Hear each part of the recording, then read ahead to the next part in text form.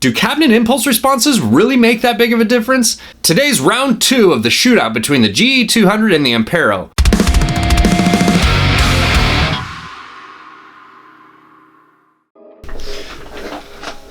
The lighting, cannot get this light correct. Yeah, that's better. We're just gonna go with it. Hey everyone, how's it going? Welcome to the channel. How are you doing? You well? Are you having a good day? So recently I did a shootout between the GE200 and the Ampero, which you can check out here.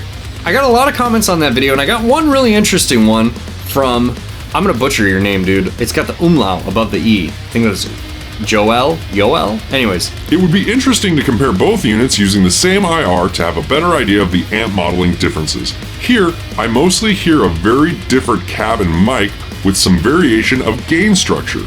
It would be more obvious if the cab IRs were identical. You, sir, are 100% right.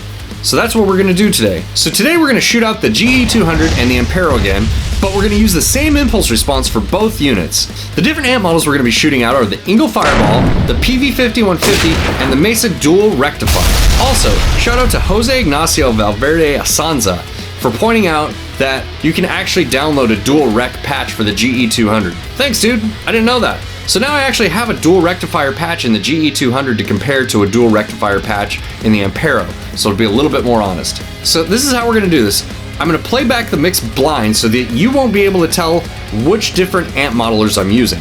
And then after that, we'll go back through and we'll listen to each different amp model individually, if that makes sense. Fuck, do I make sense ever? I feel like I just ramble sometimes and like, you guys seem to figure it out, so I probably just have really smart viewers and I make no sense. That's my assumption. So yeah, guys, I read the comments and I try to respond to all of them, so please keep that coming. It's really awesome. If you have any suggestions and stuff you want to see or things you'd like me to go over with any gear that you see in my videos, let me know in the comments and I might make a video out of it. Probably. I mean, I'm making this video based off of someone's comment, so that's pretty cool. And it was a really good idea. And one I didn't think about, so all the credit to Joel. I don't know how to pronounce umlaut. I'm stupid, I failed German in high school.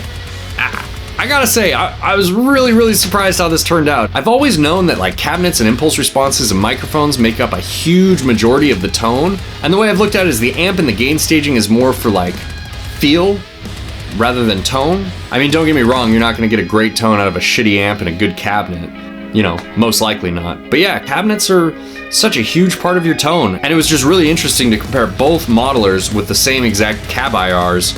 By the way, the impulse response that I used for this video is the Revv 4x12 that I demoed in my C Cow Cabs demo recently. I can link that up here too, you know, whatever. I always get asked questions about this, and the way that I have these units hooked up for the comparison is they're both running directly into my Apollo Twin Duo. So I'm not actually using the units themselves as the sound card, so we can take that out of the equation. You're just hearing the units themselves going into my Apollo Twin Duo, and I'm also reamping a DI track, so it's the same performance across all the amp models at both units. I did that to try and keep it as consistent as possible, just so it's as honest of a comparison as possible. Fun stuff. Let's do it. Ah. Drop my phone. Damn it. I'm out of ideas for transitions. Maybe you guys could comment some transitions too, because I don't know. I feel like I've gone through all the stock transitions in my video editing software. Okay, let's get over to the demo.